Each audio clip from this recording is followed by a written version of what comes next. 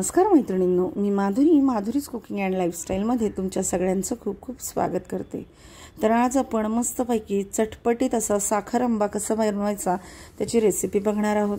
वर्षभर टिकणारा अतिशय अचूक प्रमाणामध्ये हा साखर आंबा आज आपण बनवणार आहोत। तर साखर आंबा हा सगळ्यांनाच खूप आवडतो। बाहेरच्या जॅममध्ये प्रिझर्वेटिव्ह ॲड केलेले असतात, तर हा कुठलाही प्रिझर्वेटिव्ह ॲड न करता आपण बनवणार आहोत जॅमसाठी एक सबस्टिट्यूट। सर्वात आधी मी ह्या 3 कैऱ्या घेतलेल्या आहेत, ह्या स्वच्छ धुवून घेतलेल्या आहेत। याला आता कोरडं करून घ्यायचं आहे आणि नंतर याची साल काढून घ्यायची आहे। तर याला कोरडं केल्याच्या नंतर आपण याची साल काढून घेणार आहोत। तर सर्वात आधी साल काढून घेणं हे मस्ट आहे, कारण कैरीची साल सहित आपण जर हा साखर आंबा केला तर याच्यामध्ये थोडासा कडवटपणा येऊ शकतो, त्याच्यामुळे याची साल ही काढायचीच आहे। आणि याचं दुसरं वैशिष्ट्य म्हणजे हा खूप झटपट होतो, कुठलेही एफर्ट्स घ्यायची गरज नाही आणि वर्षभर आरामात टिकतो। याला बुरा वगैरे अजिबात येत नाही। नाहीतर नॉर्मली काय होतं, साखर आंब्याला बुरशी लागते, बुरा लागतो, त्यामुळे तो लवकर खराब होतो, ही एक कंप्लेंट असते। तर तुम्ही ह्या पद्धतीने कैरी स्वच्छ धुवून मग कोरडी करून जर हा साखर आंबा केला तर अजिबात लवकर खराब होणार नाही। तर ह्या पद्धतीने आता साल काढून घेऊया। अशा छोट्या मोठ्या बऱ्याचशा टिप्स मी तुम्हाला देणारच आहे। स्टोअर कशात करायचा म्हणजे खराब होत नाही, कशा पद्धतीने करायचा तेही आपण बघणार आहोतच। तर ह्या पद्धतीने सगळ्या कैरीची मी आता साल काढून घेतलेली आहे।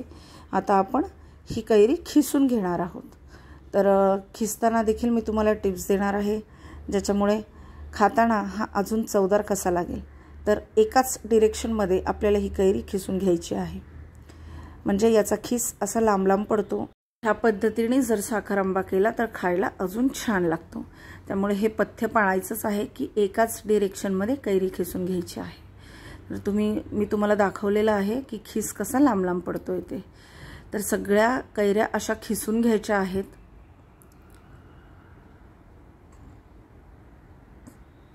आता कैरी छान खिसून झाली की हा खिस किती आहे हे मोजून घ्यायचं आहे। तर हा साधारणपणे 2 कप खिस भरलेला आहे। आता तेवढीच साखर याच्यामध्ये मी घालून घेते। 2 कप खिसासाठी 2 कपच साखर आपण ॲड केलेली आहे। आता याला गॅसवर न ठेवता हा कैरीचा खिस आणि साखर आधी छान मिक्स करून घ्यायचं, जेणेकरून ह्या कैऱ्याच्या खिसाला छान पाणी सुटेल। त्याच्यामुळे ही स्टेप अजिबात स्किप करू नका, तुमच्या लक्षात येईलच। ह्यामुळे कैरीला लवकर पाणी सुटतं आणि साखर आंबा अगदी झटपट हार्डली 10 ते 15 मिनिटांमध्ये आपण करू शकतो। तर असं हे मिक्स केल्याच्या नंतर एक 5 मिनिटभर याला असंच रेस्ट करायला ठेवायचं आहे आणि नंतर आपण याला गॅसवर ठेवणार आहोत। असं छान मिक्स करून घ्यायचं आहे। आता 5 मिनिटानंतर याला गॅसवर ठेवणार आहे। तुम्ही बघू शकता ह्याला अगदी मस्त पाणी सुटलेलं आहे। दुसरी अजून एक महत्त्वाची टिप म्हणजे साखर आंबा करताना गावरान कैरीचाच वापर करायचा, कलमी कैरीचा वापर अजिबात करायचा नाही, कारण कलमी कैरीला अजिबात पाणी सुटत नाही, गावरान कैरीला पाणी सुटतं। त्याच्यामुळे आपला साखर आंबा अगदी रसरशीत होण्यास मदत होते। आता आपण याला गॅसवर ठेवलेला आहे। तुम्ही बघू शकता याला अतिशय मस्त असं पाणी सुटलेलं आहे आणि आताच तो खूप रसरशीत दिसतोय। आता याला मस्त जोपर्यंत साखर आंबा तयार होत नाही तोपर्यंत याला छान शिजवून घ्यायचं आहे। आता तुम्हाला थोडंसं मी झूम करून दाखवलेलं आहे याला मस्त पाणी सुटलंय की नाही। तर ह्या पद्धतीने जर तुम्ही साखर आंबा केला तर खूप छान होतो। आता गॅसची फ्लेम थोडीशी मोठी करायची आणि याला असं थोडा वेळ छान ढवळत राहायचं आहे, जेणेकरून हा बेसला चिकटणार नाही किंवा साईडला देखील कुठे लागणार नाही। याला अधूनमधून असंच आपण ढवळत राहणार आहोत। तर गॅसची फ्लेम सध्या मध्यम केलेली आहे। आपण साखर आंबा हा मध्यम आचेवरच बनवणार आहोत।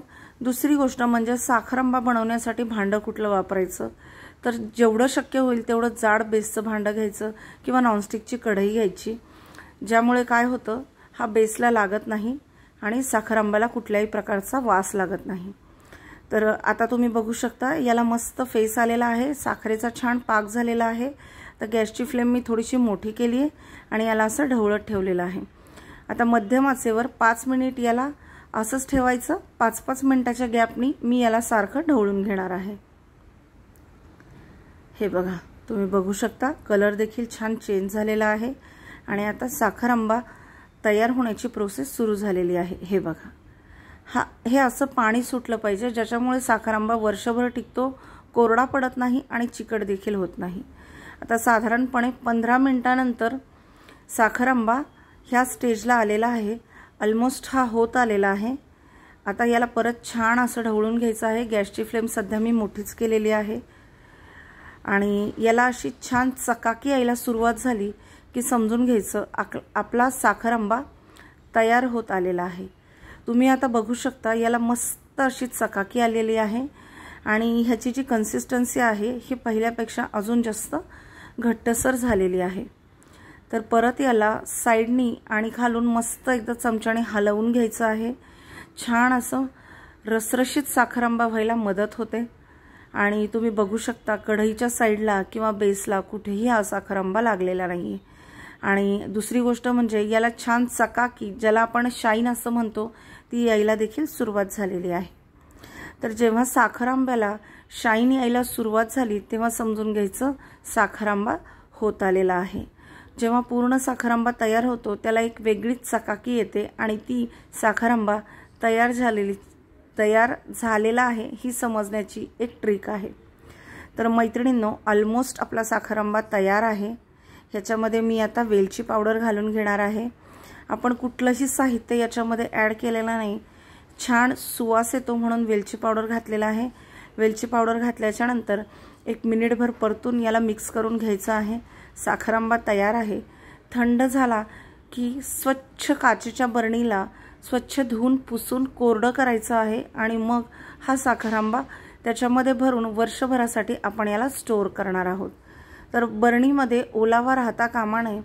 जेव्हा काचेची बरणी तुम्ही कोरडी कराल तेव्हाच हा साखर आंबा त्याच्यामध्ये स्टोअर करा, अजिबात बुरशी लागणार नाही आणि साखर आंबा वर्षभर आरामात टिकेल। तर तुम्ही बघू शकता साखर आंबा आता तयार आहे। आता आपण गॅसची फ्लेम बंद करणार आहोत।